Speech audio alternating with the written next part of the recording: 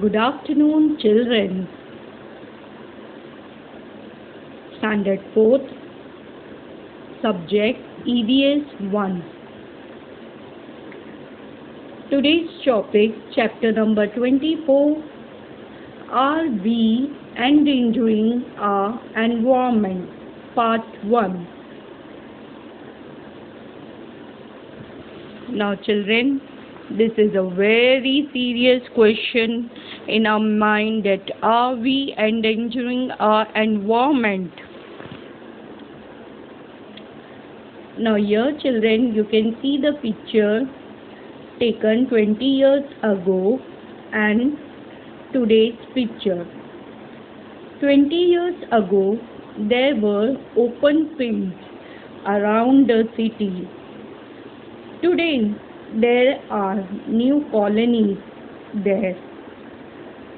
There was a big spreading tree near the railway gate. Different kinds of birds and insects lived happily in the tree.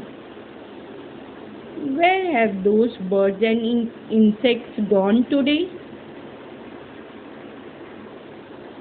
Now let's see the progress made by human beings. Man is more intelligent than all other animals. He makes use of his intelligence to make his life more comfortable. All living things make use of what they find in their environment, but only man can carefully study the things in the environment. He produces new things from materials in the environment. Let us see how. This is a story of about 150 years ago. Researchers found out how to use mineral oil. Man now had a new and useful fuel to use. He then invented some vehicles that would run on this new fuel. This includes the motor car,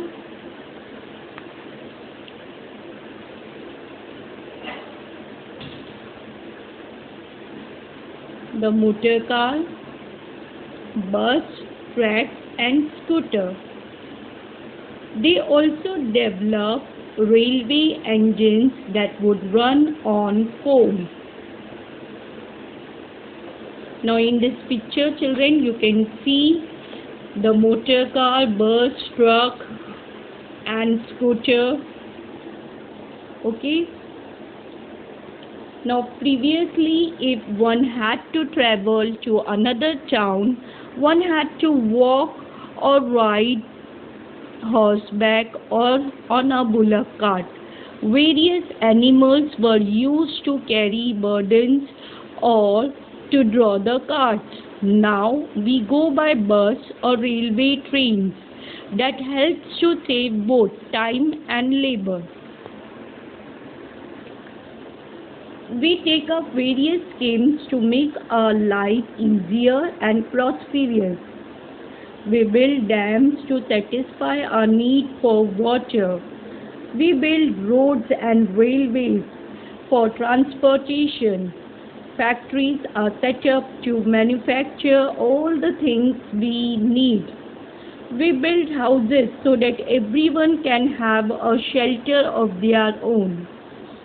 The things we need to do all this have to be obtained from the environment. We get them from places like forests, farms and mines. Water is used in the factories and then the wastewater is let into rivers. All this has an effect on the environment. If the environment is harmed, it has harmful effects on all living things, and man is no exception. Our second topic, growth of the population. In the last 60 years, the population of our country has tripled. It is still growing, so the demand for all those things that we need to take from the environment has increased many times over. People could not get employment in villages, so they began to leave and to go to the cities in search of work. Cities became crowded. The population in the cities grew beyond limits. Cities began to experience a shortage of water. There were not enough houses for everybody, so people could not find a place to stay. There used to be open spaces and fields around the cities. New colonies came up there, and to build these new houses and colonies, the trees there had to be cut down. In cities, one has to travel long distances to go work. So people in cities began to buy vehicles that run on fuels. In all big cities, these vehicles spew smoke as they are driving around. The smoke mixes with the city air. As a result, people began to have breathing problems. Trees have been banished from cities, so birds do not find places to build their nests. They also find the smoke in the city air troublesome. They are no longer sure of getting water when they are thirsty. So there are fewer and fewer birds in cities now. The number of butterflies and other insects is also falling.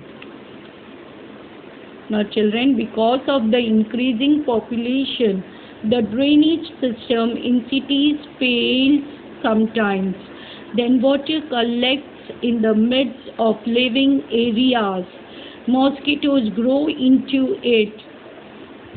They spread diseases like malaria, dengue, filaria, chikungunya. Do you see how the increase in the population spoils the life we lead in cities? Thank you, children.